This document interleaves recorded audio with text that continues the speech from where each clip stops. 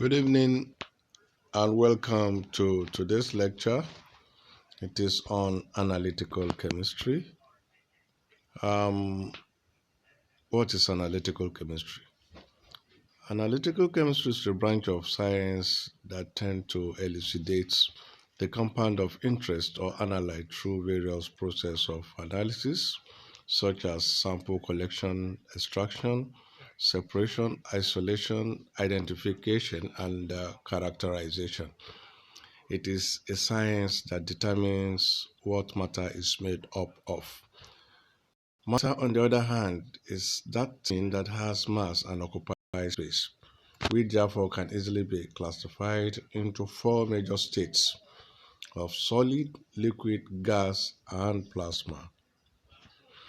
Let us look at classification of analytical chemistry itself.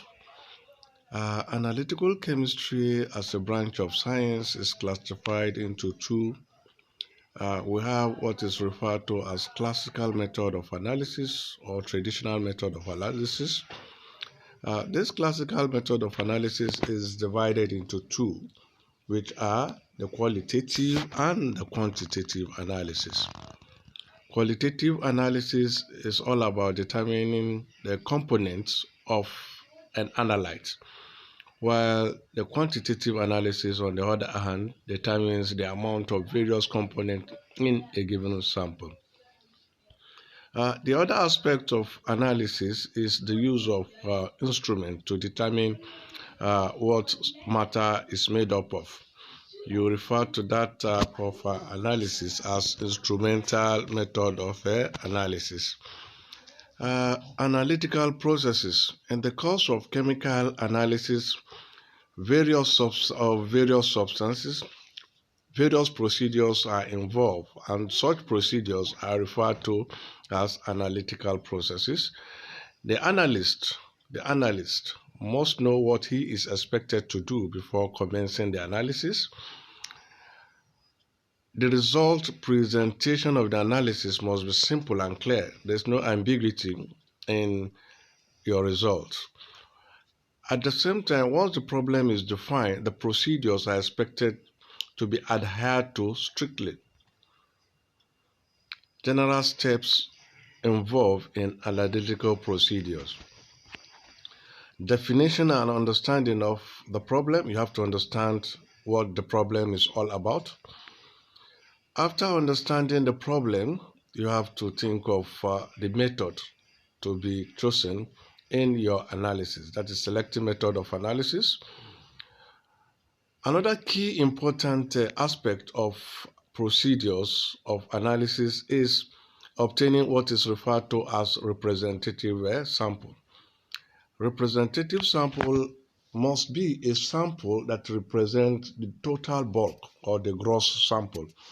It has to represent what you intend to analyze. You don't just take one portion of the sample, leaving the other one. You have to find a way that whatever sample you intend to use must be representative of the whole lot.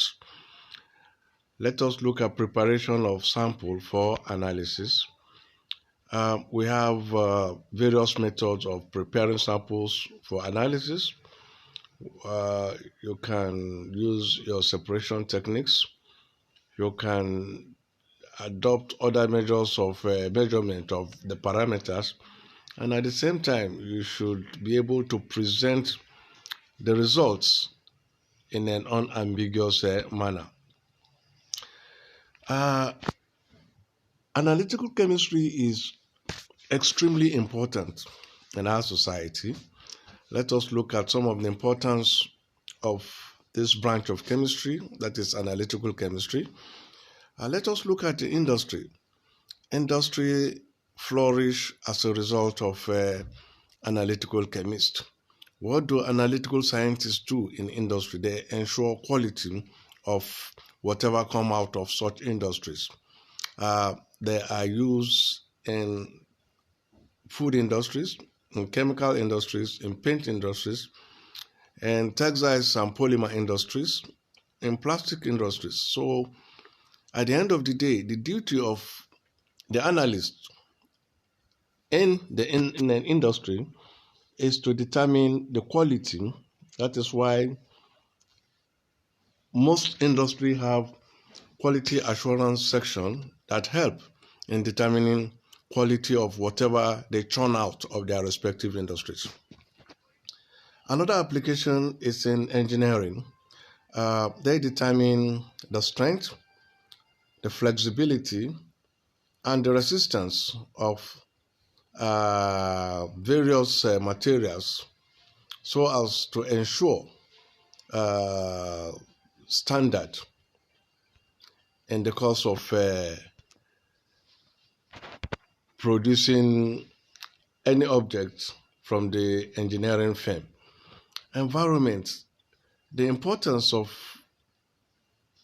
analytical chemistry cannot be overemphasized in our environment. Environment need to be purified and checked regularly.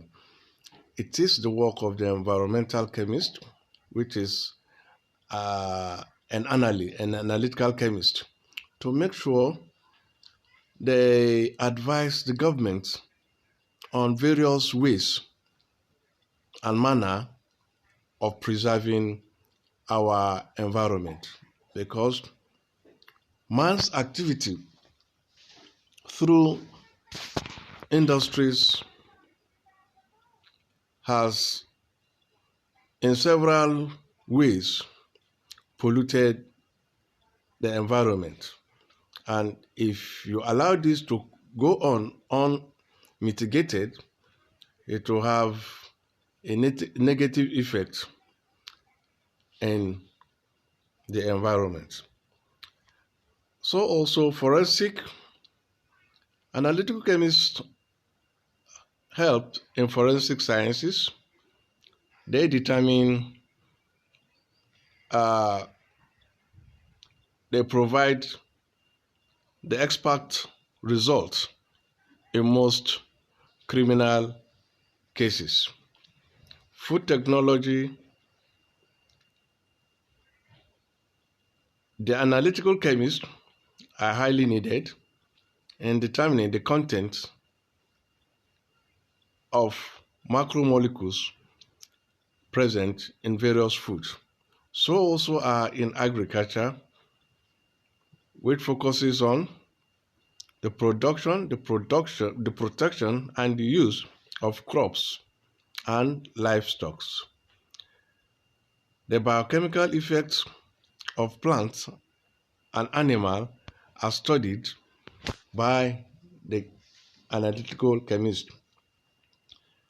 Analytical chemists, the quality and safety of drugs undergo quality assurance in our pharmaceutical setup.